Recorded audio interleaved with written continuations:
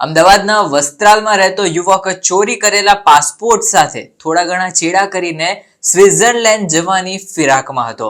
જો કે Indira Gandhi international airport ઉપર જ તેને અને તેના એજન્ટના આખા પ્લાન ચોપટ થઈ ગયો અને પછી ચેકિંગ દરમિયાન આખો ભાંડો ફૂટી ગયો હતો.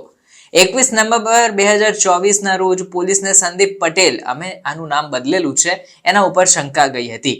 એરપોર્ટ ઉપર ઇમિગ્રેશન ડેસ્કના તેના ડોક્યુમેન્ટ્સ લેજિટ નહોતા લાગી રહ્યા, એટલે અધિકારીએ વેરિફિકેશન દરમિયાન એવું કહ્યું કે તમે કદાચ કોઈક બીજાના પાસપોર્ટની વિગતો સાથે સ્વિટ્ઝરલેન્ડ જવાના ફિરાકમાં છો, અમારે તપાસ આગળ વધારવી પડશે. બાદમાં પોલીસે તેની ધરપકડ કરી અને કાયદેસરની કાર્યવાહી પણ હાથ ધરી હતી. આમ સામાન્ય રીતે જોવા જઈએ તો લોકો પાસપોર્ટ સાથે ચેડા કરીને અમેરિકા સેટલ થવા જતા હોય છે, પરંતુ ભાગ્યે જ આવા કોઈ કેસ સામે આવે જેમાં વ્યક્તિએ પાસપોર્ટ નકલી બનાવી દીધો અને ચોરી કરેલો હતો, તેમાં ચેડા કરીને ફરવા માટે કહેવાય ને, જાણે કે નાનું મોટું એક ટ્રીપ મારવા જઈએ હોય એના માટે કોઈ ફેક પાસપોર્ટનો ઉપયોગ કર્યો હોય. પ્રાથમિક તપાસમાં તો ખાલી એવું જ સામે આવ્યું છે કે સ્વિટ્ઝરલેન્ડ હોલિડેના માટે જતો હતો, પણ પોલીસને અગાઉ પણ હજી કઈ શંકા લાગી રહી છે, એટલે તપાસ ચાલુ કરી છે. આ ઘટનાક્રમ ઉપર વિગતે નોંધ લઈએ.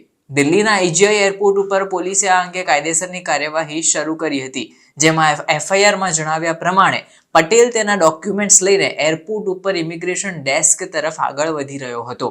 અહીં ઇન્ટરનેશનલ ટર્મિનલ ઉપર એકદમ કડક ચેકિંગ ચાલી રહ્યું હતું.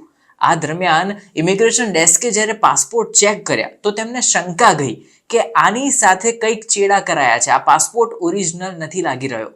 તેમણે વધુ તપાસ કરી તો સામે આવ્યું કે આ કોઈ બીજી જ વ્યક્તિના નામનો પાસપોર્ટ છે, જેમાં ખાલી થોડી ઘણી માહિતી ચેન્જ કરીને આ ત્રીજી જ વ્યક્તિ અત્યારે સ્વિટ્ઝરલેન્ડ જવા ટ્રાય કરી રહી છે.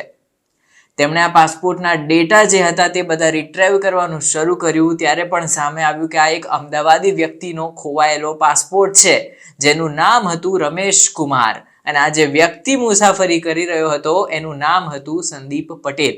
અમે આ સંદીપ પટેલનું નામ ઓળખ છુપાવવા માટે બદલ્યું છે, આ રિયલ નામ અમે યુઝ નથી કર્યું. સંદીપ પટેલ એક ફાઇલ નેમ છે. હવે બાદમાં ઇન્ડિયન ઇમિગ્રેશન સિસ્ટમ સાથે ચેડા કરવાના ઈરાદે તથા ચીટિંગ અને છેતરપિંડીના ઈરાદે આ કૃત્ય કરાયાના આરોપમાં પટેલની એરપોર્ટ ઉપર જ ધરપકડ કરવામાં આવી હતી.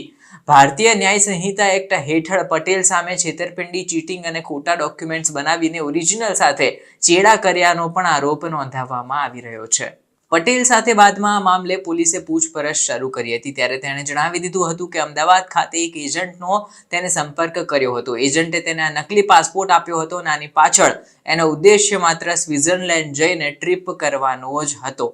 હવે પ્રાથમિક તપાસમાં પટેલના નિવેદન પણ સામે આવ્યા.